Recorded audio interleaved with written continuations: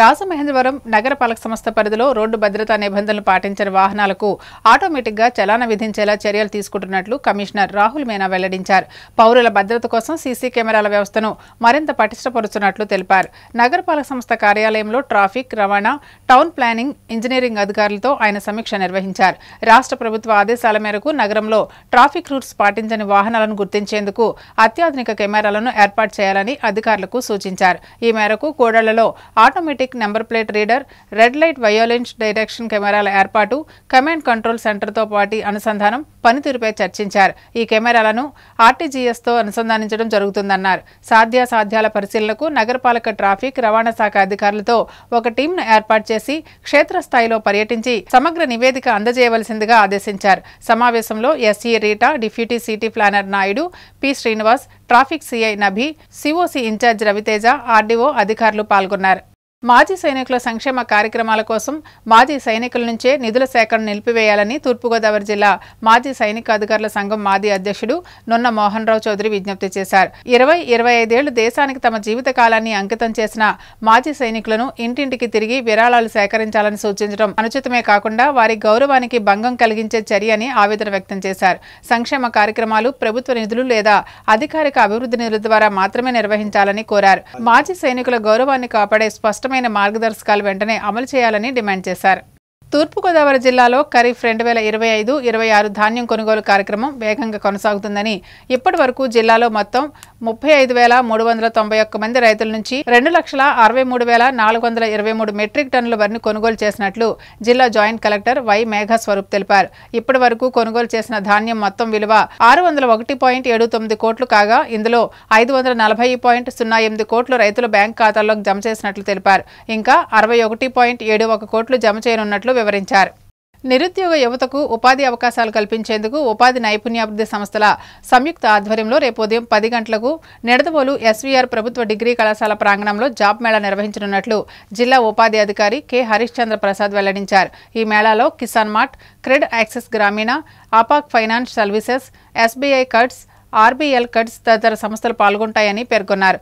19-30 మధ్య వయసున్న 12వ తరగతి, ఐటీఐ, డిప్లొమా, డిగ్రీ, బీటెక్ చదివిన వారు లేదా అనుభవం ఉన్న అభ్యర్థులు ఈ మేళాలో పాల్గొనవచ్చని తెలిపారు. ఎంపికైన వారికి తక్షణమే ఉద్యోగ నియామక పత్రాలు అందజేస్తామని పేర్కొన్నారు. జాబ్ మేళాకు హాజరయ్యేవారు ముందుగానే నైపుణ్యం పోర్టల్లో వారి పేర్లు రిజిస్ట్రేషన్ చేసుకోవాలని జిల్లా నైపుణ్యాభివృద్ధి అధికారి వీడీజీ మురళి సూచించారు. హాజరయ్యే అభ్యర్థులు బయోడేటా, ఆధార్ కార్డు, విద్యార్హతల సర్టిఫికేట్ జిరాక్స్ కాపీలు వెంట తెచ్చుకోవాలని సూచించారు. మరిన్ని వివరాలకు 9533221189 నంబర్ను సంప్రదించవచ్చని అధికారులు సూచించారు. పోలీస్ శాఖలో హోంగార్డులు ఎంతో కీలకమని, వారు నిస్వార్థ సేవలు అందిస్తున్నారని, అత్యవసర పరిస్థితులు ఏర్పడినప్పుడు సేవా దృక్పథంతో హోంగార్డులు విధులు నిర్వహిస్తున్నారని తూర్పుగోదావరి జిల్లా ఎస్పీ డి నరసింహకిషోర్ కొనియాడారు. 63వ హోంగార్డ్స్ ఆవిర్భావ దినోత్సవం సందర్భంగా తూర్పుగోదావరి జిల్లా పోలీస్ కార్యాలయంలో హోంగార్డ్స్ రైజింగ్ డే పెరేడ్ జరిగింది. ఈ సందర్భంగా హోంగార్డుల నుంచి ఎస్పీ గౌరవ వందనాన్ని స్వీకరించారు. హోంగార్డులు క్రమశిక్షణతో పనిచేసి పోలీస్ శాఖకు మంచి పేరు తేవాలని ఎస్పీ సూచించారు. ఉత్తమ పనితీరు కనపరిచిన హోంగార్డులు BSS Upendra Pavan, Venkataramana, Viji Chowdary, GSS Prakash, Praveen Kumar, CHV సుబ్రహ్మణ్యాలకు ఎస్పీ ప్రశంసా పత్రాలు, మెమంటోలు అందజేశారు. అనంతరం జిల్లా పోలీస్ శాఖలో విధులు నిర్వహించి రిటైర్ అయిన 2 హోంగార్డులకు జిల్లా యూనిట్ హోంగార్డ్స్ ఒకరోజు జీతాన్ని చెక్కుల రూపంలో జిల్లా ఎస్పీ చేతుల మీదుగా అందించడం జరిగింది. ఈ కార్యక్రమంలో అదనపు ఎస్పీలు ఎన్బిఎం మురళీకృష్ణ, ఏవి సుబ్బరాజు, చెంచిరెడ్డి, జోనల్ డీఎస్పీలు హోంగార్డ్స్ ఆర్ఐపివి అప్పారావు తదితరులు పాల్గొన్నారు. రాజమహేంద్రవరంలోని 25వ డివిజన్ రందివారి వీధి నగరపాలక సంస్థ ప్రాథమిక పాఠశాల అభివృద్ధికి తన వంతు నిరంతరం కృషి చేస్తానని స్ఫూర్తి ఫౌండేషన్ వ్యవస్థాపక అధ్యక్షులు, రాష్ట్ర ఓబీసీ మోర్చా ఉపాధ్యక్షుడు కురగంటి సతీష్ హామీ ఇచ్చారు. తమ స్ఫూర్తి ఫౌండేషన్ ద్వారా పాఠశాలకు 17,000 విలువైన ప్రింటర్తో పాటు నోటు పుస్తకాలను అందజేశారు. విద్యార్థులకు నోటు పుస్తకాలు పంపిణీ చేశారు. ఈ సందర్భంగా కురగంటి సతీష్ మాట్లాడుతూ విద్యాభివృద్ధికే కాకుండా డివిజన్లోని ప్రజలకు ఏ సమస్య వచ్చినా పరిష్కారానికి తన వంతు కృషి చేసి ప్రజాభివృద్ధికి కృషి చేస్తానని అన్నారు. ఈ కార్యక్రమంలో రాష్ట్ర ఓబీసీ మోర్చా అధ్యక్షులు రంగల గోపి, యానాపు యేసు, కురగంటి త్రినాథ్, పితాని రాము, నగర లీగల్ సెల్ ఉపాధ్యక్షులు నూకల శ్రీనివాస్, నైలార హరిచంద్ర ప్రసాద్, నల్లం ఆనంద్, ముద్రగడ జయరాం, పెసల గణేష్ యాదవ్, భాష, శివారెడ్డి, చొక్కాకుల వెంకటేశ్వరరావు, నీలపాల వెంకటేశ్వరరావు, కొత్తల గణేష్, కేబుల్ చిన్న, ప్రధానోపాధ్యాయుని జ్యోతి తదితరులు పాల్గొన్నారు. ఉత్తర గోవాలోని ఆర్పోరాలో ఉన్న ఓ నైట్ క్లబ్లో శనివారం అర్ధరాత్రి భారీ అగ్ని ప్రమాదం జరిగింది. ఈ ప్రమాదంలో 25 మంది మరణించారని, 6 తీవ్రంగా గాయపడ్డారని గోవా ముఖ్యమంత్రి ప్రమోద్ సావంత్ ప్రకటించారు. మృతుల్లో నైట్ క్లబ్ సిబ్బందితో పాటు కొందరు పర్యాటకులు కూడా ఉన్నారని స్థానిక అధికారులు వెల్లడించారు. ఉత్తర గోవాలోని ఆర్పోరాలో ఉన్న ఓ నైట్ క్లబ్లో ఈ ప్రమాదం జరిగింది. క్లబ్ కిచెన్లో ఉన్న గ్యాస్ సిలిండర్ పేలడంతో మంటలు వ్యాపించాయని భావిస్తున్నారు.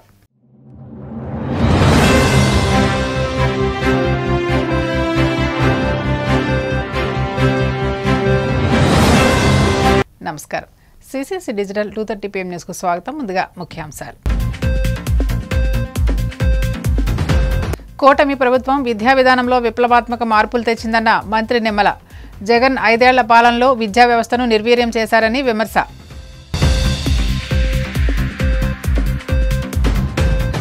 కూటమి ప్రభుత్వం ఏ ఒక్క హామీ నిలబెట్టుకోకుండా గత ప్రభుత్వం అమలు చేసిన అన్ని పథకాలకు మంగళం పడింది. మాజీ మంత్రి సిద్రి అప్పలరాజు ఫైర్. పరకామణి దొంగలకు తాడేపల్లి దొంగలు వత్తాసు పలకడం విడ్డూరంగా ఉంది. AP biodiversity chairman Neelayapalem Vijay Kumar ఎద్దేవా. పాన్ మసాలా తయారీ యూనిట్లపై సెస్ బిల్లుకు లోక్సభ ఆమోదం. జాతీయ భద్రత, ప్రజారోగ్యాన్ని మెరుగుపరిచేందుకు ఉపయోగించాలని నిర్ణయం. ఈ నెల 15 నుండి నర్సాపురం చెన్నై వందే భారత్ రైలు సర్వీసులు ప్రారంభిస్తున్నట్లు కేంద్ర ఉక్కు, భారీ పరిశ్రమల శాఖ సహాయ మంత్రి భూపతిరాజు శ్రీనివాస్ వర్మ ప్రకటించారు. రైల్వే శాఖ అడ్వాన్స్ రిజర్వేషన్ పీరియడ్ వల్ల జనవరి 12న ప్రారంభించాలని ప్రకటించినప్పటికీ ప్రజల విజ్ఞప్తి మేరకు పండుగ కంటే ముందే రైలు సర్వీస్ ప్రారంభించాలని తాను చేసిన విజ్ఞప్తికి రైల్వే శాఖ మంత్రితో పాటు అధికారులు ఆమోదించారన్నారు. శనివారం భీమవరంలోని బీజేపీ నర్సాపురం పార్లమెంట్ కార్యాలయంలో కేంద్ర మంత్రి శ్రీనివాస్ వర్మ విలేకరుల సమావేశాన్ని ఏర్పాటు చేసి పలు కీలక అంశాలపై మాట్లాడారు. సందర్భంగా కేంద్ర మంత్రి మాట్లాడుతూ జిల్లాకు రైల్వేలు అత్యంత ముఖ్యమైన రవాణా మార్గాల్లో ఒకటని, రైల్వేల్లో అనేక సమస్యలను పరిష్కరించడం, ముఖ్యంగా నర్సాపురం పార్లమెంటుకు వందే భారత్ను తీసుకురావడం తన ఎన్నికల హామీల్లో ముఖ్యమైనదని, ఈ హామీని నెరవేరుస్తూ నర్సాపురం చెన్నై వందే భారత్ ఎక్స్ప్రెస్ ఈ నెల 15న ప్రారంభిస్తున్నట్లు ప్రకటించారు. వందే భారత్కు రైలు సర్వీస్ సేవల కోసం ప్రజల నుంచి వచ్చిన అభ్యర్థనలను దృష్టిలో ఉంచుకుని తన విజ్ఞప్తికి సానుకూలంగా స్పందించిన రైల్వే శాఖ మంత్రికి, రైల్వే అధికారులకు ఆయన కృతజ్ఞతలు తెలిపారు. జిల్లా ప్రజలకు ప్రపంచ స్థాయి సౌకర్యం, వేగవంతమైన రైలు సర్వీస్ అందించినందుకు ప్రధాని నరేంద్ర మోదీకి, రైల్వే మంత్రి అశ్విని వైష్ణవ్కు ధన్యవాదాలు తెలిపారు. బెంగళూరు నుండి విజయవాడ వరకు నడుస్తున్న వందే భారత్ రైలు నరసాపురం వరకు, సికింద్రాబాద్, విశాఖ మధ్య నడిచే వందే భారత్ ట్రైన్కు తాడేపల్లిగూడెంలో హాల్ట్ కొరకు తాను చేసిన ప్రతిపాదనకు రైల్వే శాఖ సానుకూలంగా స్పందించిందని, త్వరలో మరిన్ని రైల్వే సర్వీసులు జిల్లా వాసులకు అందుబాటులో రానున్నాయని అన్నారు. పశ్చిమ గోదావరి జిల్లాలోని గ్రామీణ గృహాలకు తాగునీటి సరఫరా కోసం జల్ జీవన్ మిషన్ కింద 1400 కోట్ల భారీ ప్రాజెక్టును త్వరలో ప్రారంభిస్తున్నామని కేంద్ర మంత్రి శ్రీనివాస్ వర్మ ప్రకటించారు. కొవ్వూరు మండలం బంగారమ్మపేట గ్రామంలో ధవళేశ్వరం బ్యారేజ్ వద్ద 15.54 ఎకరాల్లో నిర్మించే వాటర్ ట్రీట్మెంట్ ప్లాంట్ గోదావరి నీటిని శుద్ధి చేసి అక్కడి నుంచి జిల్లాలోని మారుమూల ప్రాంతానికి సైతం అందించే విధంగా 2663 కిలోమీటర్ల పొడవైన పైప్ లైన్ నెట్వర్క్ ద్వారా జిల్లాలోని 3.20 లక్షల గృహాలకు ప్రతిరోజు స్వచ్ఛమైన తాగునీరు పంపిణీ చేయడం జరుగుతుందని తెలిపారు. చెన్నై నుంచి విజయవాడ వరకు వచ్చేటువంటి వందే భారత్ ట్రైన్ని నర్సాపురం వరకు పొడిగించాలనేటువంటి మన ప్రయత్నానికి గతంలోనే సెప్టెంబర్ 12వ తారీఖున ఆ రోజు సారథ్యం ర్యాలీలో ఉండగా సాక్షాత్తు రైల్వే మంత్రి గారు టెలిఫోన్లో మీ కోరికని వేళ అప్రూవ్ చేస్తున్నాననే విషయాన్ని సాక్షాత్తు ఫోన్ చేసి చెప్పడం, అది మీ అందరికీ కూడా ఆ వేళ జరుగుతున్నటువంటి సభలో మనం ప్రకటించడం జరిగింది. అయితే ఈ ట్రైన్ ఎప్పటి నుంచి ఏ విధంగా నడపాలనేటువంటి ఆలోచన చేశాక నవంబర్ 12వ తారీఖు నాడు తిరిగి రైల్వే శాఖ ప్రకటించడం జరిగింది. జనవరి 12 నుండి ఈ సర్వీస్ని నర్సాపురం వరకు కూడా మేము పొడిగిస్తాం ఈ వందే భారత్ ట్రైన్ అనేటువంటి విషయాన్ని చెప్పడం జరిగింది. అయితే దాదాపు 2 నెలల సమయం మన ప్రాంతంలో ఉన్నటువంటి ప్రజలందరికీ కూడా ఆతృత, పైగా పండుగ సమయంలో కూడా దానికన్నా ముందు, పండుగ కన్నా ముందు అందుబాటులో ఉంటుందనేటువంటి ఆలోచనతో ప్రజలు ఈ దిశలో మనం ఆలోచన చేసి మరొకసారి ప్రయత్నం చేసినప్పుడు గత వారం రైల్వే శాఖ మంత్రిని, రైల్వే బోర్డు చైర్మన్ గారిని కలవడం, అదేవిధంగా సదరన్ సౌత్ రైల్వే అధికారులని సంప్రదించడం ద్వారా మనకి మంచి ఫలితం వచ్చింది. ఏదైతే జనవరి 12 నాడు నుండి నడపాలి అనుకున్నటువంటి వందే భారత్ రైలు ఈ నెల 15వ తారీఖు నుండే మన నర్సాపురం ప్రాంతానికి రాబోతుంది అనేటువంటి విషయాన్ని తెలియజేయడానికి సంతోషిస్తూ ఉన్నా. అంటే దాదాపు అనుకున్న దానికన్నా 4 రోజుల ముందు వందే భారత్ రైలు మన ప్రాంతానికి రాబోతూ ఉంది. ఏదైతే 2 నెలల సమయం ఎందుకు తీసుకున్నారు, అక్టోబర్ 12 అనౌన్స్ చేసి జనవరి 12 వరకు అంటే రైల్వే అధికారులు చెప్పినటువంటి కారణం ఏదైతే advanced reservation period ARP railway శాఖలో 2 నెలల ముందుగా రిజర్వేషన్ ఇచ్చేటువంటి సౌకర్యం ఉంటుంది. నవంబర్ 12 అంటే జనవరి 12 2 months. ఈ 2 నెలల కాలంలో రిజర్వేషన్ ప్రక్రియ పూర్తవడం, ఆ రిజర్వేషన్లో ఆ సమయంలో టికెట్ బుకింగ్ సమయంలో పాత సమయాలు ఏవైతే ఉన్నాయో ఏ సమయాలను అందులో మెన్షన్ చేయడం, కొన్ని సాంకేతికపరమైనటువంటి ఇబ్బందులు వస్తాయి కాబట్టి 2 నెలల సమయం తీసుకుని ఏదైనా కొత్త ట్రైన్ ఎక్స్టెన్షన్ చేసినప్పుడు 2 నెలల సమయం ఖచ్చితంగా తీసుకుంటామని రైల్వే అధికారులు చెప్పడం జరిగింది. అదే కనుక కొత్త ట్రైన్ కనుక ప్రవేశపెట్టినట్లయితే దాన్ని ఇమీడియట్గా ఎఫోర్డ్ చేయగలుగుతాం. కానీ ఒక ట్రైన్ని హాల్ట్ పెంచి ఇంకా వేరే ప్రాంతానికి కొనసాగించాలనుకున్నప్పుడు 2 నెలల సమయం తీసుకోవడం అనేది మాకు ఖచ్చితం అని చెప్పినటువంటి రైల్వే అధికారులు పదే మంది విజ్ఞప్తి చేయగా దాన్ని ముందుకు తీసుకొచ్చి ఈ నెల 15వ తారీఖునే నర్సాపురం వందే భారత్ రైలు రాబోతూ ఉంది. ఆ సందర్భంగా భీమవరంలో నర్సాపురంలో పెద్ద ఎత్తున ప్రాంత ప్రజలందరూ కూడా వేడుకల్ని నిర్వహించుకోవాల్సినటువంటి అవసరం ఉందనేటువంటి విషయాన్ని సందర్భంగా తెలియజేస్తున్నాం. అదేవిధంగా అనేక సర్వేలకు సంబంధించి కొత్త విషయాలు కూడా మనం మాట్లాడాం. తాడేపల్లిగూడెంలో సికింద్రాబాద్ నుంచి వైజాగ్ వెళ్ళేటువంటి వందే భారత్ ట్రైన్ విషయం, అదేవిధంగా బెంగళూరు నుండి విజయవాడ వచ్చేటువంటి వందే భారత్ను కూడా ఏ విధంగా నర్సాపురం వరకు పొడిగించాలనేటువంటి విషయాల మీద ఆలోచన చేశాం. డిస్టెన్స్ ఎక్కువ అవుతుంది కాబట్టి కష్టతరం అనేటువంటి అధికారులు చెప్పినట్టుగా కూడా రైల్వే మంత్రి గారితో ఆ విషయం మీద మాట్లాడడం జరిగింది. తప్పనిసరిగా పరిశీలన చేద్దాం అనేటువంటి విషయాన్ని ఆయన చెప్పడం జరిగింది. ఈ విధంగా మరికొన్ని ట్రైన్ల విషయంలో కూడా త్వరలోనే ఫలితాలు సాధించబోతున్నాం అనేటువంటి విషయాన్ని ఈ సందర్భంగా మీ అందరికీ కూడా చెప్తా ఉన్నా. ఏదైతే ఈ నూతనంగా వచ్చేటువంటి వందే భారత్ ఎక్స్ప్రెస్ ఉన్నదో ఉదయం 5:30 గంటలకు చెన్నైలో బయలుదేరుతుంది. రేణిగుంట, నెల్లూరు, ఒంగోలు, తెనాలి, విజయవాడ, గుడివాడ, భీమవరం, నర్సాపురం 2 గంటల 10 నిమిషాలకి నర్సాపురం చేరుకుంటుంది. తిరిగి 2 గంటల 50 నిమిషాలకి అంటే 40 నిమిషాల అనంతరం తిరిగి బయలుదేరి రాత్రి 11 గంటల 45 నిమిషాలకి చెన్నై చేరుకుంటుంది. ఈ విధమైనటువంటి భారత్ ట్రైను మరి 15వ తారీఖున అందుబాటులోకి రాబోతా ఉందనేటువంటి విషయం మీ అందరితో కూడా ఆనందంతో పంచుకుంటున్నాను అనేటువంటి విషయాన్ని సందర్భంగా తెలియజేస్తున్నాను. ఇంకో విషయం, నేషనల్ హైవే సంబంధించి ఏదైతే మన 165 గత సంవత్సరం కాలంలోనే దేశంలో అత్యంత వేగంగా మంజూరైనటువంటి హైవే ఏదైనా ఉన్నది అంటే ఒక బైపాస్ మేజర్ టౌన్ భీమవరాన్ని కలుపుతూ నేషనల్ హైవే చరిత్రలో 165 అని మాత్రమే నేను ఈ సందర్భంగా చెప్తున్నాను. మనకు 15 సంవత్సరాలుగా పెండింగ్లో రాష్ట్రంలో అన్ని ప్రధాన నగరాలకు బైపాస్లు ఉన్నాయి. మన జిల్లాలో చూసుకుంటే, మన పార్లమెంట్లో చూసుకుంటే పాలకొల్లుకు ఉంది, నర్సాపురానికి ఉంది, తాడేపల్లిగూడానికి ఉంది, తణుకు ఉంది, ఎక్సెప్ట్ భీమవరం ప్రధానమైన నగరం ఇవాళ జిల్లా హెడ్ క్వార్టర్. మనం ప్రపోజల్ పెట్టి సంవత్సర కాలంలో ప్రపోజల్ పెట్టడం, సర్వేలు చేయించడం, డిపిఆర్లు చేయించడం, టెక్నికాలిటీస్ అన్నీ అధిగమించడం, దాన్ని మంజూరు చేయడం. సాక్షాత్తు నేషనల్ హైవేస్ మంత్రిగా ఉన్నటువంటి నితిన్ గడ్కరీ గారు విజయవాడలో ముఖ్యమంత్రి గారి సమక్షంలో ఈ హైవే గురించి మా మిత్రుడు వర్మ కారణంగా ఈ హైవేని మంజూరు చేస్తున్నానని ఆయన బహిరంగ సభపూర్వకంగా ప్రకటించడం. ఆ తర్వాత ఏదైతే ముఖ్యమైనటువంటి కమిటీలు ఉన్నాయో, ఫైనాన్స్ కమిటీ కానీ ఇట్లన్ని అనుమతులు కూడా తీసుకోవడం. అయితే చిన్న చిన్న టెక్నికాలిటీస్ ఉన్నాయి.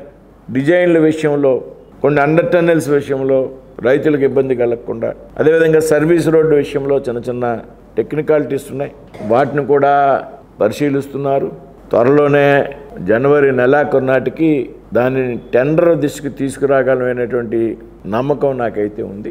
ఈ సందర్భంగా నేను మన బుధవారం నాడు నేషనల్ హైవే సెక్రటరీగా ఉన్నటువంటి ఉమాశంకర్ గారిని, దాని డైరెక్టర్ జనరల్ని కూడా కలిసి దాదాపు 2 గంటల పాటు చర్చలు జరపడం. ఆ సందర్భంగా మన మాజీ మంత్రి ఆచంట శాసనసభ్యుడు పెద్దలు పితాన్ సత్యనారాయణ గారు కూడా నాతో ఉండడం జరిగింది. ఆయన అసెంబ్లీకి సంబంధించి కూడా కొన్ని ముఖ్యమైనటువంటి విషయాల మీద వేళ నేషనల్ హైవే సెక్రటరీతో, డైరెక్టర్ జనరల్ గారితో మాట్లాడడం జరిగింది. కాబట్టి ఈ పార్లమెంటుకి సంబంధించి 165 అందులోనే భీమవరం బైపాస్ కూడా త్వరితగతిన వేగంగా ముందుకెళ్తుందనేటువంటి విషయాన్ని ఈ సందర్భంగా తెలియజేస్తున్నా. మరో ముఖ్యమైనటువంటి విషయం, మన పార్లమెంట్కి కానివ్వండి, మన జిల్లాకు కానివ్వండి, ముఖ్యంగా త్రాగునీరు కలుషితమైపోయినటువంటి పరిస్థితి మనందరం కూడా గమనిస్తున్నాం. ఏదైతే ఆక్వా పరిశ్రమ కారణంగా త్రాగునీరు కొంతవరకు కలుషితమైన మాట వాస్తవం. దీని వలన పెద్ద ఎత్తున ప్రజలు అనారోగ్యాలకు గురవుతున్నటువంటి సందర్భం మనందరికీ కూడా తెలుసు. అయితే దీనికి ఒక కొత్త ప్రాజెక్టు ద్వారా ఈ పార్లమెంట్లో ప్రజలకు స్వచ్ఛమైనటువంటి త్రాగునీరు అందించేందుకు త్వరలోనే విద్యాసురం నుండి నేరుగా అన్ని గ్రామాలకు కూడా మంచినీరు అందించేటువంటి సౌకర్యానికి శ్రీకారం చుట్టబోతూ ఉన్నారు. ఏదైతే కేంద్ర ప్రభుత్వం తీసుకున్నటువంటి జలజీవన్ మిషన్ జేజేఎం పథకం గురించి మీ అందరికీ కూడా తెలుసు. అయితే ఈ జేజేఎం పథకంలో కేంద్ర ప్రభుత్వం గతంలో మంజూరు చేసినప్పుడు అప్పుడున్నటువంటి ప్రభుత్వం ఏదైతే ఉందో ఆ ప్రభుత్వం యొక్క సహకారం లేని కారణంగా ఈ పథకాన్ని ముందుకు తీసుకువెళ్ళలేదనేటువంటి విషయం ఈ సందర్భంగా మనం అంతా కూడా గమనించాం. దాదాపు 1400 కోట్ల ప్రాజెక్ట్. ఈ పథకానికి 2025తోనే ముగింపు. 2025 లోపు జలజీవన్ మిషన్ యొక్క స్కీమ్ని మనం అంతా కూడా ఉపయోగించుకోవాలి. ఇది మరుగున పడిపోయినటువంటి సందర్భంలో రాష్ట్ర ముఖ్యమంత్రి గారు ఢిల్లీ వచ్చినప్పుడు ఆయనతో పాటు నేను జలశక్తి శాఖ మంత్రి పాటిల్ గారిని కలిసినప్పుడు గత 5 సంవత్సరాల కాలంలో జలజీవన్ మిషన్ యొక్క ప్రయోజనాలను ఆంధ్రప్రదేశ్ రాష్ట్రం ఉపయోగించుకోవడంలో విఫలమైంది కాబట్టి దీనికి మరొక కొన్ని సంవత్సరాల పాటు సమయం ఇవ్వాలని కోరితే కేవలం ఆంధ్రప్రదేశ్ కారణంగానే 2028 వరకు సమయం ఇచ్చి ఏదైతే మరుగున పడిపోయినటువంటి జలజీవన్ మిషన్ నిధులను ఉపయోగించుకునేటువంటి అవకాశం కేంద్ర ప్రభుత్వం రాష్ట్రానికి ఇవ్వడం జరిగింది. విద్యాశ్రమం నుంచి నేరుగా గ్రామాలకు దాదాపు మన జిల్లాలో మన పార్లమెంట్లో ఉన్నటువంటి 862 గ్రామాలు, ఈ 868 గ్రామాలకు నేరుగా దాదాపు 3,20,000 గృహాలకు కుళాయి కనెక్షన్ ఇచ్చేటువంటి ఒక అద్భుతమైనటువంటి పథకం. ఈ 862 గ్రామాలు కూడా కాకుండా ఒక 69 గ్రామాలు ఈస్ట్ గోదావరికి సంబంధించి కూడా ఈ పథకంలో కవర్ అవుతాయి. కారణం ఏంటంటే కొంత లైను ఆ గ్రామాల మీదుగా మన ఈ పార్లమెంట్కి రావాల్సినటువంటి అవసరం ఉంది కాబట్టి అక్కడ కూడా కవర్ అవుతున్నాయి. ఇది ఒక అద్భుతమైనటువంటి ప్రాజెక్ట్. దాదాపు మన పార్లమెంట్లో ఉన్నటువంటి అన్ని గ్రామాలు అర్బన్ ప్రాంతాలు మినహాయించి గ్రామీణ ప్రాంతాలకి చక్కటి సురక్షితమైనటువంటి మంచినీరు అందించేటువంటి పథకం ఇది. మన ఎన్నికల్లో చెప్పాం, రోడ్ల విషయంలో, రైల్వేల విషయంలో, త్రాగునీరు విషయంలో ప్రాధాన్యతనిస్తామనేటువంటి విషయాన్ని. విద్యాశ్రమం దగ్గర బంగారమ్మపేట అనేటువంటి గ్రామంలో దాదాపు 15.5 ఎకరాల్లో ఏదైతే WTP వాటర్ ట్రీట్మెంట్ని నిర్మాణం చేయడం జరుగుతుంది. దాదాపు 1.82 TMC వాటర్ని డ్రా చేస్తాం. 1.82 TMC వాటర్ని డ్రా చేసి దాదాపు 155 MLD కెపాసిటీతో ఈ ప్లాంట్ని ఏర్పాటు చేస్తారు. వాటర్ అక్కడే ప్యూరిఫై అవుతుంది. అక్కడ ప్యూరిఫై చేసి నేరుగా పైప్ లైన్ ద్వారా గ్రామాల్లోకి రావడం, గ్రామాల్లోకి వచ్చి ప్రస్తుతం ఉన్నటువంటి గ్రామాల్లో ఏదైతే OHSRలు ఉన్నాయో OHBR over head balancing reservoirs, OHSR over head storage reservoirs ప్రస్తుతం ఏవైతే ఉన్నాయో వాటి ద్వారా ప్రస్తుతం 40 OHBRలు ఉన్నాయి, ఓవర్ హెడ్ బ్యాలెన్సింగ్ రిజర్వాయర్స్. ఒక 20ని అదనంగా నిర్మించి, అదేవిధంగా OHSRలు 60 ఉన్నాయి, ఇంకో 20 అదనంగా నిర్మించి వాటి ద్వారా నేరుగా గ్రామాల్లో ప్రతి ఇంటికి కూడా స్వచ్ఛమైనటువంటి తాగునీరు అందించేటువంటి బృహత్తరమైనటువంటి కార్యక్రమం. దాదాపు ప్రజలందరికీ కూడా ఇవాళ అనేక రోగాలకు కారణం నీరు అనేటువంటి విషయం తెలుసు. వైద్యం ఖర్చుతో కూడినటువంటి విషయమై దాదాపు 80% రోగాలకి త్రాగునీరు సరిగా లేకపోవడమే కారణమైనటువంటి విషయం కూడా మనందరికీ తెలుసు.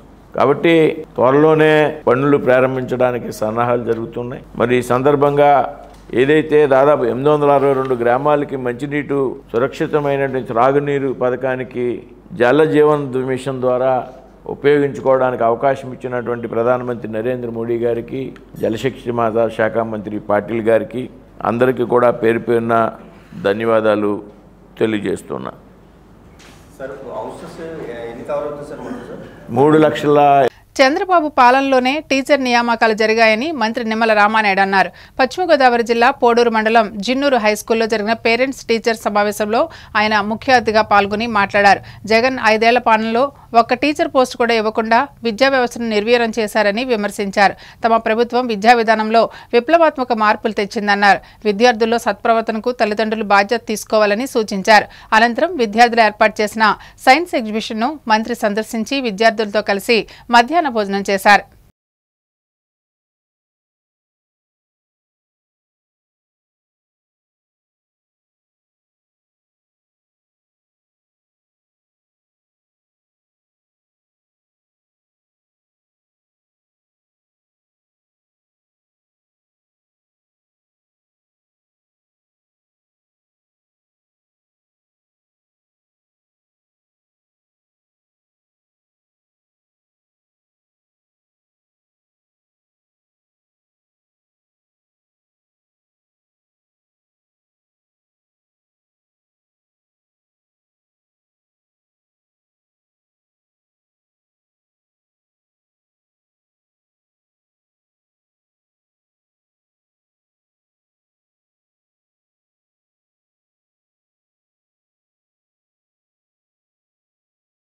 మెగా పేరెంట్స్ టీచర్స్ మీటింగ్ పేరుతో షో చేస్తున్న సీఎం చంద్రబాబు పార్వతీపురం మన్యం జిల్లా భామిని స్కూల్లో జరిగిన కార్యక్రమంలో పిల్లలతో మాట్లాడుతూ అనుచిత వ్యాఖ్యలు చేశారని మాజీ మంత్రి సిదిరి అప్పలరాజు ఆక్షేపించారు. నాడు నేడు మనబడిలో భాగంగా సమూలంగా మార్పులు చేసిన స్కూల్లోనే చంద్రబాబు ఆ కార్యక్రమంలో పాల్గొన్నారని గుర్తు చేశారు. అయితే అచ్చం సినిమా షూటింగ్ల కార్యక్రమాన్ని నిర్వహిస్తూ అందుకోసం స్కూల్ ఆవరణలో క్లాస్ రూమ్ సెట్ వేశారని తెలిపారు. అయితే ఆ సెట్లో వాడిన బెంచ్లు, ఫర్నిచర్, డిజిటల్ బోర్డు సహా అన్ని గత ప్రభుత్వ హయాంలో ఆ స్కూల్లో నాడు నేడు కింద ఏర్పాటు చేసినవేనని చెప్పారు. పీపీపీ విధానంలో నిర్మించే వైద్య కళాశాలల్లో సిబ్బందికి ప్రభుత్వం జీతాలు చెల్లించడం కుంభకోణం ఎలా అవుతుందని వైద్య ఆరోగ్య శాఖ మంత్రి సత్యకుమార్ యాదవ్ ప్రశ్నించారు. అసలు డిస్కషన్ ఎందుకు వచ్చిందంటే నిన్న జగన్ సార్ ప్రెస్ మీట్లో మాట్లాడుతూ మెడికల్ కాలేజీల ప్రైవేటీకరణ అనేది అతిపెద్ద స్కామ్. ఇది స్కామ్కి అదనంగా మరొక స్కామ్ ఏంటంటే ప్రభుత్వ ఆసుపత్రులు అంటే టీచింగ్ హాస్పిటల్స్ని 2 ఏళ్ల పాటు ప్రైవేట్ వాళ్ళకు అప్పచెప్తూ అక్కడ ఉన్నటువంటి స్టాఫ్ అంటే డాక్టర్స్, అసిస్టెంట్ ప్రొఫెసర్లు, అసోసియేట్ ప్రొఫెసర్లు, ప్రొఫెసర్లు, డ్యూటీ డాక్టర్లు, రెసిడెంట్ డాక్టర్లు, నర్సులు, క్లాస్ 4 ఎంప్లాయీస్, ఎంటైర్ స్టాఫ్ వాళ్ళందరికి సంబంధించినటువంటి జీతాల్ని 2 ఏళ్ళు ప్రభుత్వమే చెల్లిస్తుందని, ఇది కూడా పెద్ద స్కామ్ అవుతుందని చెప్పి జగన్మోహన్ రెడ్డి గారు అంటే ఆరోగ్య శాఖ మంత్రి వచ్చి అంటాడు సిబ్బందికి ప్రభుత్వం జీతాలు ఇస్తే కుంభకోణమా? నాకు అర్థం కాదండి. ప్రైవేట్ వాళ్ళకి కాలేజీలు ఇవ్వద్దని గొడవ చేస్తున్నాం, హాస్పిటల్స్ ఇవ్వద్దని ఉద్యమం చేస్తున్నాం, ప్రజలందరూ కూడా పెద్ద ఎత్తున ఈ ఉద్యమంలో భాగస్వామ్యమై పేదలకు మంచి జరగాల్సిన చోట ప్రైవేట్ వ్యక్తులకు ఎలా కట్టుబెడతారని చెప్పి పెద్ద ఎత్తున గగ్గోలు పెడతా ఉంటే, అదే పెద్ద స్కామ్ అని గొడవ చేస్తూ ఉంటే, ఏకంగా ఇప్పుడు ఒక 2 ఏళ్ళు గవర్నమెంట్ హాస్పిటల్స్లో ఉన్న స్టాఫ్కేమో ప్రభుత్వమే జీతాలు ఇస్తుందట. ఇది స్కామ్ కాదండి? ప్రపంచంలో ఎక్కడైనా ఇలా జరుగుతుందండి? దేశంలో ఎక్కడైనా ఇలా జరుగుతుందండి? బిల్డింగ్లేమో ప్రభుత్వంవి, కాలేజీలేమో ప్రభుత్వంవి, సీట్లు కష్టపడి సంపాదించిందేమో ప్రభుత్వం, భూములేమో ప్రభుత్వంవి, జీతాలేమో ప్రభుత్వం ఇవ్వాలట, స్టాఫ్ అంతా ప్రభుత్వం వాళ్ళే, డాక్టర్లు ప్రభుత్వం వాళ్ళే, ఎంటైర్ ఇన్ఫ్రాస్ట్రక్చర్ ప్రభుత్వంది, లాభాలేమో ప్రైవేట్ వాళ్ళకట. ఏంటిది? నాకు అర్థమవుతుంది. ఇది స్కామ్ కాక మరేంటిది? ఇది ఒక పరిపాలన, ఇది ఒక అడ్మినిస్ట్రేషనా? ఇది ప్రజల సంపదనంతా తీసుకెళ్ళి దోచుకోవటం, ఇది ఒక అడ్మినిస్ట్రేషనా? దీనికోసమే మీ 40 సంవత్సరాల అనుభవాన్ని కూడగట్టుకున్నారు చంద్రబాబు నాయుడు గారు. నేను అడుగుతా ఉన్నాను, నేను చాలా ఆవేదనతో నేను మాట్లాడుతూ ఉన్నాను. మళ్ళీ వచ్చి మీ మంత్రి గారు మాట్లాడతారు జీతాలకు సిబ్బంది ఇవ్వడం కుంభకోణం. కుంభకోణం కాదా? మెడికల్ కాలేజ్ ప్రైవేటీకరణ చేయొద్దని గొడవ చేస్తుంటే తిరిగి హాస్పిటల్స్ వాళ్ళకి అప్పచెప్పి ఓ 2 ఏళ్ల పాటు జీతాలు మీరిస్తారా? లాభాలేమో వాళ్ళకా? ఏం జరుగుతుంది రాష్ట్రంలో? ఏం జరుగుతుంది రాష్ట్రంలో? అందుకనేసే ఈ కేవలం 16 నెలల కాలంలోనే ఈ ప్రభుత్వం 2,50,000 కోట్ల పైబడి అప్పులు చేసింది. ఈ డబ్బులన్నింటినీ కూడా ప్రైవేట్ వాళ్ళకి దారాదత్తం చేయడం కోసమని ఇంత పెద్ద ఎత్తున అప్పులు చేస్తారు. మాజీ సీఎం జగన్ బెంగళూరు నుంచి వచ్చి 3 గంటల పాటు పెట్టిన ప్రెస్ మీట్లో హిందూ భక్తులను వారి మనోభావాలను కించపరిచేలా మాట్లాడారని ఏపీ బయోడైవర్సిటీ చైర్మన్ నేలాయపాయం విజయ్ కుమార్ ఆగ్రహం వ్యక్తం చేశారు. మంగళగిరి టీడీపీ కేంద్ర కార్యాలయంలో ఆయన మీడియాతో మాట్లాడుతూ జగన్ వ్యాఖ్యలు కోట్లాది మంది హిందువుల మనోభావాలను దెబ్బతీశాయన్నారు. ఆయన తన వ్యాఖ్యలను వెనక్కి తీసుకుని క్షమాపణలు చెప్పాలని డిమాండ్ చేశారు. పరకామణి దొంగలకు తాడేపల్లి దొంగలు వత్తాసు పలకడం విడ్డూరంగా ఉందని ఎద్దేవా చేశారు. జగన్మోహన్ రెడ్డి గారు నిన్న ఒక ప్రెస్ మీట్ పెట్టారు. 3 గంటల సేపు పెట్టారు ఆయన ప్రెస్ మీట్. తిట్టాడు. ఎవరిని తిట్టారు? సరే, చంద్రబాబు గారిని, టీడీపీ పార్టీని తిట్టడం ఆయన కామన్, దట్స్ ఓకే. మేము దాని గురించి పట్టించుకోవడం మానేసాం. మామూలు జనాలు కూడా ఇందాక చెప్పాను పట్టించుకోవడం మానేశారు. కానీ ఈసారి ఆయన తిట్టింది మామూలు వాళ్ళు కాదు, భక్తుల్ని తిట్టారు. ఏ భక్తుల్ని తిట్టారు? వెంకటేశ్వర స్వామి భక్తుల్ని తిట్టారు, హిందూ భక్తుల్ని తిట్టారు, హిందూ ఆచారాలను ఎగతాళి చేశారు, హిందూ ధార్మిక సంస్థకు చెందిన ప్రాక్టీసెస్ని, విధానాలను వ్యంగ్యంగా మాట్లాడినారు. ఆయనకు వచ్చిన భాషలో, ఆయనకి ఇష్టమైన భాషలో అతి వ్యంగ్యంగా, ఏంటి స్వామి ఇది, బలేవాడు స్వామి మీరు, ఈ టైప్లో రకరకాలుగా పదాలు ఉపయోగించి మిగతా ఆయన మాట్లాడింది పక్కన పెడితే నిన్న బాధ వేసింది, ఆవేదన వచ్చింది.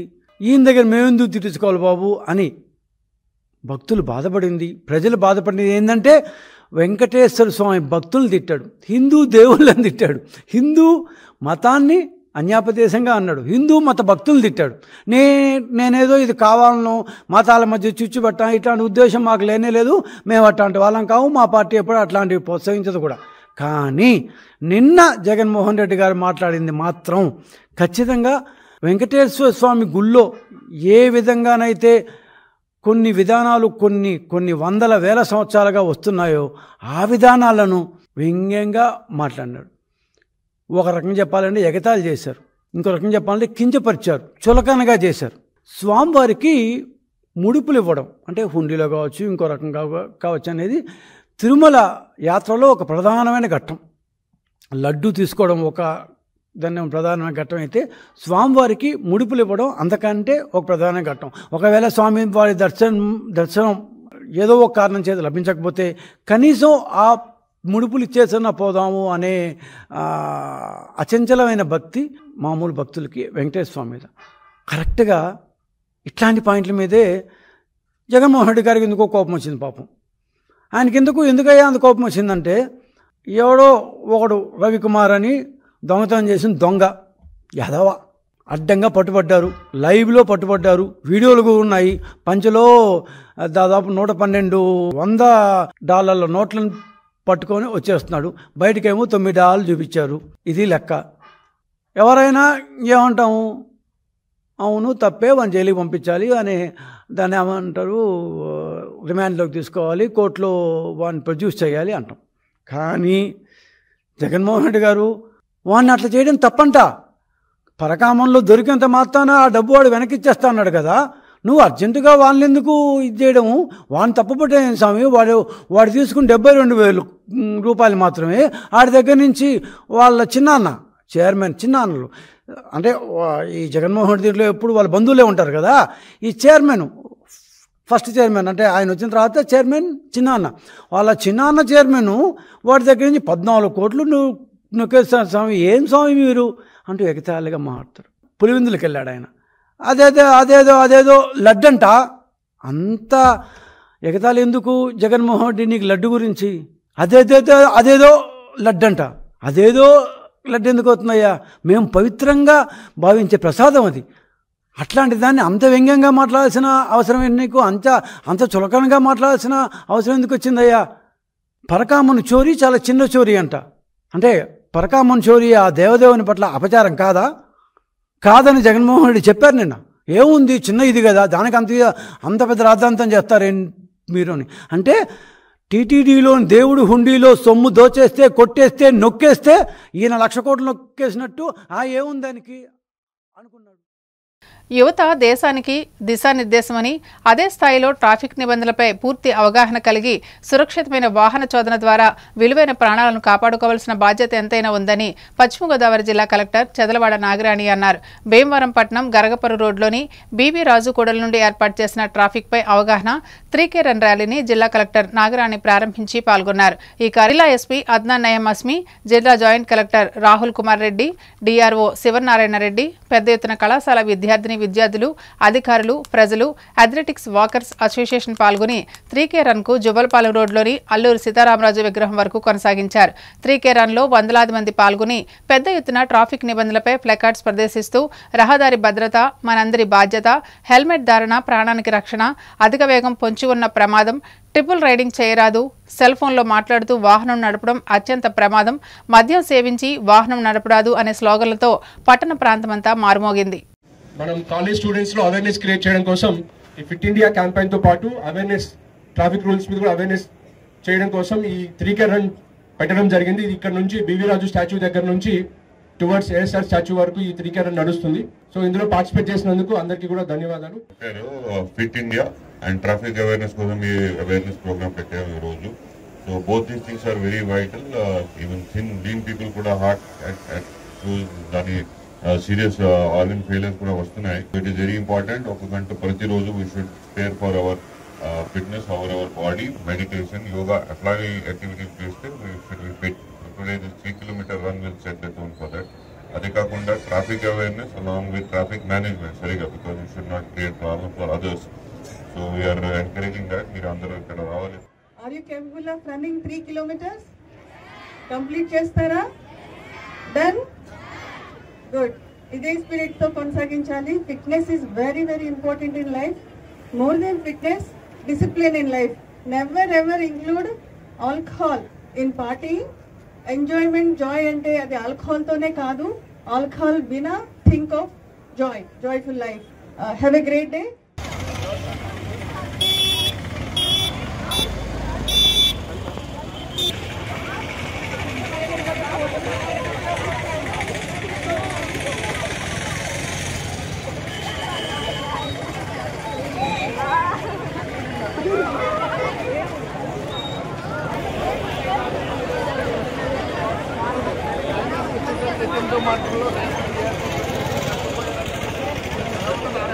మీరందరూ పరిగెట్టాలి. గోల్స్ అందరూ కూడా పరిగెట్టాలి. మధ్యలో గ్యాప్ వస్తుంది. కవర్ చేయండి అందరూ. కొద్ది slower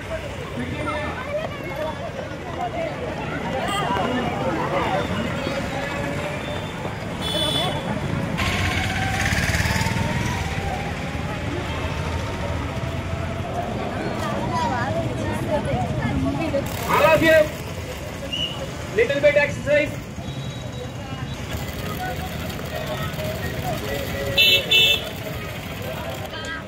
Come on, side down. 5, 6. Come on.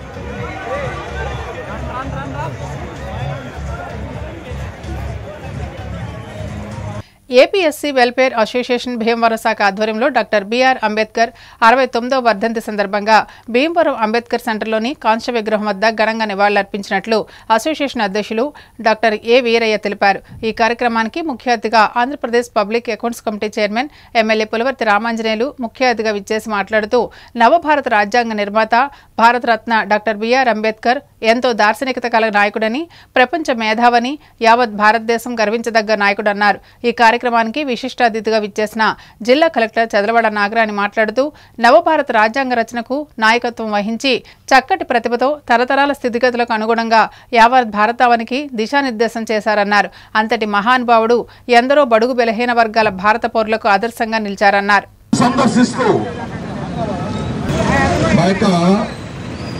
అభినందనలు తెలియజేస్తున్నాం. అమర్ రహే డాక్టర్ బిఆర్ అంబేద్కర్. అమర్ రహే డాక్టర్ బిఆర్ అసోసియేషన్ తరఫున మా హృదయపూర్వక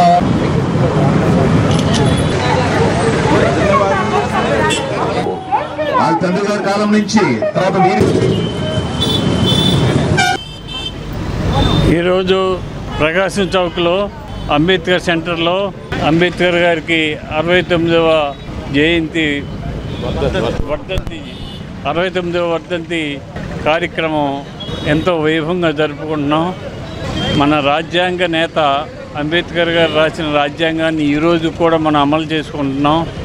వారు చేసిన రాజ్యాంగమే ప్రపంచవ్యాప్తంగా కూడా అంబేద్కర్ రాజ్యాంగాన్ని అనుసరించారు. ఆ మహనీయుడు రాసిన రాజ్యాంగాన్ని మనం అనుసరించి ఈ భారతదేశం ఆయన అడుగుజాడలు నడుస్తుంది.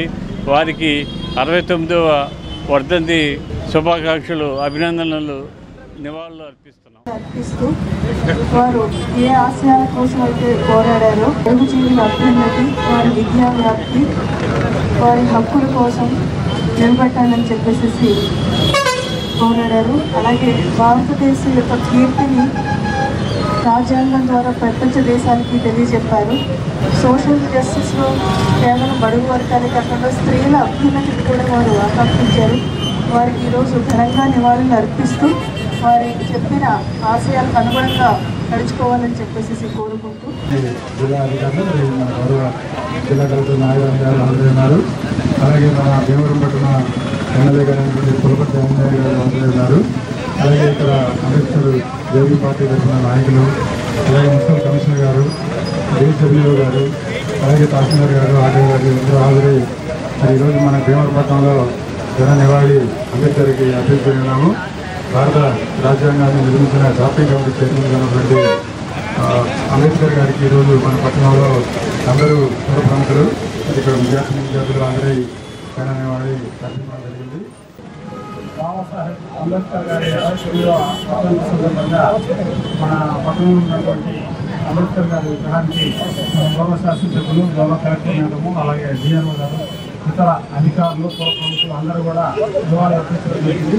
ఈ కార్యక్రమంలో అందరూ పాల్గొనడం ముఖ్యంగా ప్రపంచ మేధావైనటువంటి మన అంబేద్కర్ గారు ప్రపంచంలో ఎక్కడా లేని విధంగా మన భారతదేశంలో ఉన్నటువంటి భిన్నత్వంలో కలిగినటువంటి ఈ భారతదేశానికి ఏకత్వం సాధించడానికి ఆ రాజ్యాంగాన్ని రక్షించడానికి మామూలు విషయం కాదు. ప్రపంచంలో ఉన్నటువంటి అందరూ కూడా ఆయన తెలియజేస్తారు. అటువంటి వ్యక్తి మన భారతదేశంలో పుట్టడం అనేది కూడా మనకు గర్వకారణం. ఈ సందర్భంగా ఆయనకు నివాళులు అర్పిస్తూ ఆయన నిర్మించినటువంటి రాజ్యాంగ స్ఫూర్తిని కొనసాగించాలని రాజ్యాంగ నిర్మాత డాక్టర్ బిఆర్ అంబేద్కర్ గారి 69వ వర్ధంతి భీమవరం పుర ప్రజల తరఫున నివాళులు అర్పిస్తున్నాం. ఆయన రాసిన రాజ్యాంగాన్ని ఆయన కమిటీలో ప్రపంచానికే ఒక గొప్ప రాజ్యాంగం రాశారు. ఆయన ఎన్నో దేశాలు రాజ్యాంగాలు నిర్మించినా కానీ ఇక్కడ జాతులుగా, కులాలుగా, మతాలుగా విడిపోయినా కానీ భారతదేశం ఎన్నో కులాలు, ప్రాంతాలు, వర్ణాలున్న ఈ దేశాన్ని ఇన్ని స్వతంత్రం వచ్చి ఇన్ని సంవత్సరాలైనా సరే చెక్కు చెదరకుండా రాజ్యాంగం ఉందంటే అది అంబేద్కర్ యొక్క గొప్పదనం సందర్భంగా తెలియజేస్తుంది. అంబేద్కర్ గారు అవగాహనతో సందర్భంగా ఈ కార్యక్రమం జరుగుతుంది. ఆయనకి పూర్తిగా సంపూర్ణ నివాళులు అర్పిస్తున్నాం. నివాళులు అర్పించినందుకు కృతజ్ఞతలు తెలియజేస్తున్నాం. మరి ఈరోజు భీమవరం పట్టణంలో డాక్టర్ బిఆర్ అంబేద్కర్ గారి 69వ వర్ధంతి సందర్భంగా మరి భారతదేశం మరి అంబేద్కర్ గారిని గుర్తించుకోవాల్సిన సమయం ఉంది. ఎందుకంటే అంబేద్కర్ గారు రాజ్యాంగాన్ని రచించి మన తోడు ఎల్లవేళలా ఉన్నారు. ఇది ఎవర్ లివింగ్ రాజ్యాంగం.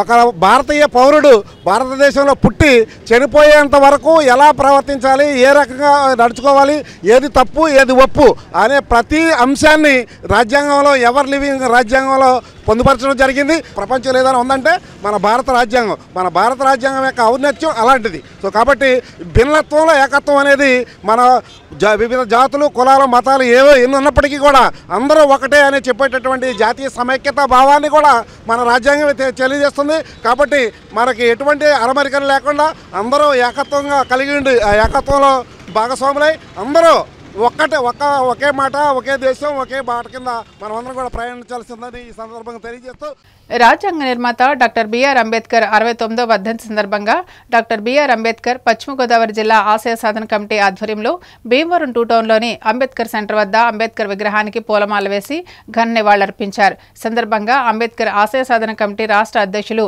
కోన జోసెఫ్, ఆరేటి ప్రకాష్, కోరం ముసలయ్య, సందీప్, రవి, కమలాకర్, ఎస్తర్ రాణిలు మాట్లాడుతూ డాక్టర్ బిఆర్ అంబేద్కర్ కోట్లాది భారతీయుల గుండె చప్పుడని, ప్రతి పేద విద్యార్థికి నిరంతర స్ఫూర్తి ప్రదాత అని, మహిళల హక్కుల కోసం తన పదవిని సైతం త్యాగం చేసిన మహోన్నత వ్యక్తి అని కొనియాడారు. ఈ కార్యక్రమంలో ఎస్సీ, ఎస్టీ, ఉద్యోగుల సంఘ నాయకులు తదితరులు పాల్గొన్నారు. అనేది ఒక మహాశక్తి. దేశ ప్రపంచాల్లో కూడా రాజ్యాంగం రాసిన ముఖ్య మన విధుల్లో ఆయన మొదటి పాత్ర పోషించిన శక్తి మీ అందరూ తెలిసిన విషయమే.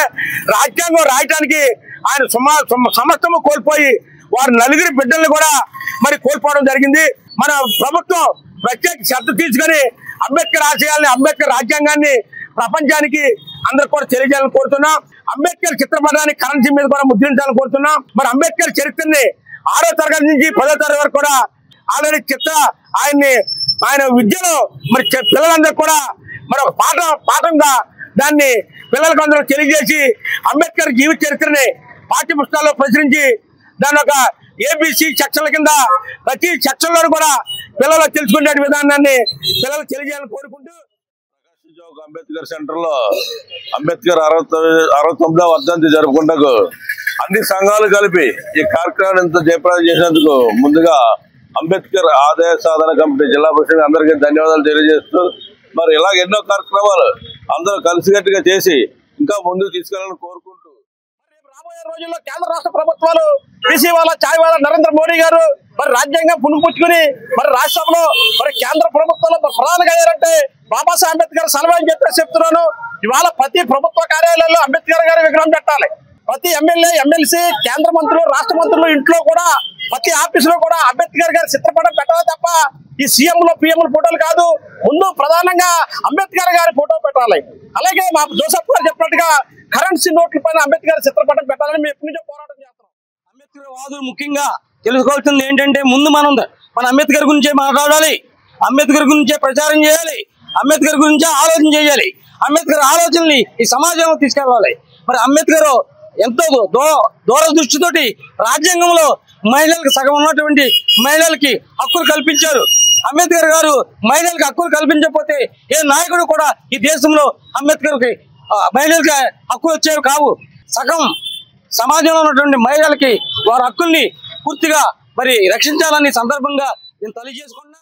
అంబేద్కర్ గారు నా విగ్రహాలు పెట్టండి, నాకు దండలు వేయండి, నాకు పూజలు చేయండి అని చెప్పలేదు. ఇది ఒక గౌరవం మాత్రమే. ఆయన చెప్పింది నా ఆశయాలు నెరవేర్చండి, గ్రామాలకు వెళ్ళి తెలియచేసిన బాధ్యత మనకు ఉంది. కనుక నేను చెప్పేది నా దళిత సోదరులకు, ఇతర సోదరులకు, ఎన్నో గ్రామాలు ఉన్నాయి. ఒక్కొక్క నాయకుడు ఒక గ్రామాన్ని తీసుకుని గుత్తగా తీసుకుని అక్కడ అంబేద్కర్ ఆలోచన విధానాన్ని తీసుకుని పోయి రాజ్యాధికార దిశగా పయనించాలని.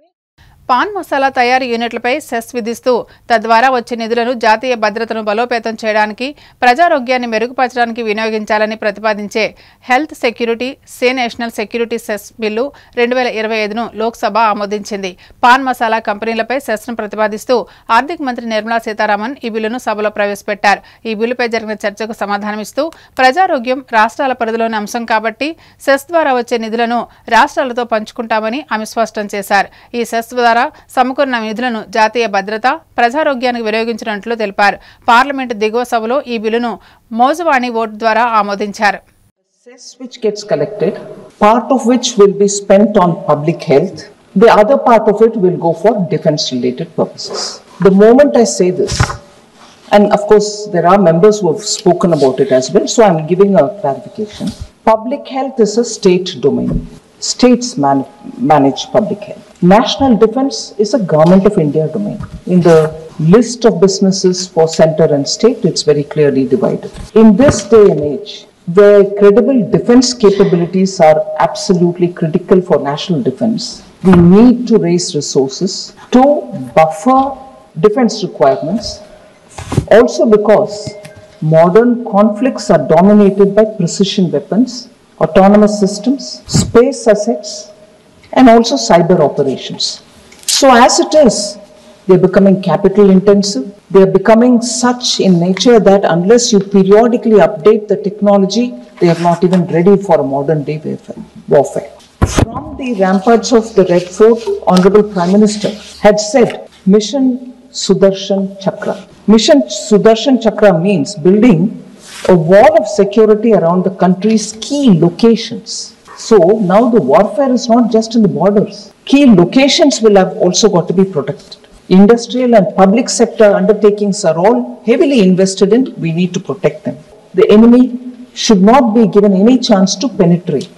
If the enemy does, our Sudarshan Chakra will destroy them. That's the capability we want to bring in. Now, during Operation Sindoor, sir, you will be aware how our three services worked together using signals, drones, and all kinds of digital technological advances that we have.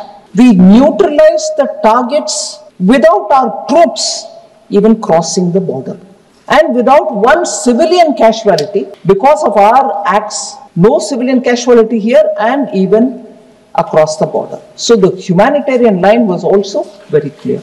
And this is actually the reality of modern warfare. Technology is so advanced, you need to constantly keep updating it. Tech-driven precision, as was displayed during Operation Sindoor, precision is the key word for which we need to invest, for which we need resources, for which we need to understand that it doesn't come cheap. And therefore, more resources towards specific objective of strengthening defense will have to be made, and cesses are normally those taxes which come with specific objectives stated up front, and that is why it says. So therefore, this offers us a feasible mechanism to strengthen both citizens' health and military preparedness. Now, what is citizens' health? If money is being given to the states, as I said, public health is a state's domain. And if money is being provided for public health, it obviously goes to the states in order that they are able to help with, one, stopping people from using this harmful demerit goods, or building awareness, or supplementing their medical requirement, and so on. So that is the purpose, intent, and also the way in which this cess is being created and also will be. వార్తలు ముగించే ముందు ముఖ్యాంశాలు మరోసారి. కూటమి ప్రభుత్వం విద్యా విధానంలో విప్లవాత్మక మార్పులు తెచ్చిందన్న మంత్రి నిమ్మల.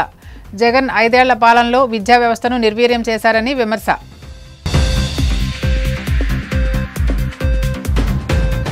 కూటమి ప్రభుత్వం ఏ ఒక్క హామీ నిలబెట్టుకోకుండా గత ప్రభుత్వం అమలు చేసిన అన్ని పథకాలకు మంగళం పడింది. మాజీ మంత్రి సిద్రి అప్పలరాజు ఫైర్. పరకామణి దొంగలకు తాడేపల్లి దొంగలు వత్తాసు పలకడం విడ్డూరంగా ఉంది. AP biodiversity chairman Neelayapalem Vijay Kumar ఎద్దేవా. పాన్ మసాలా తయారీ యూనిట్లపై సెస్ బిల్లుకు లోక్సభ ఆమోదం. జాతీయ భద్రత, ప్రజారోగ్యాన్ని మెరుగుపరిచేందుకు ఉపయోగించాలని నిర్ణయం. సిసిసి న్యూస్ సమాప్తం. నమస్కారం.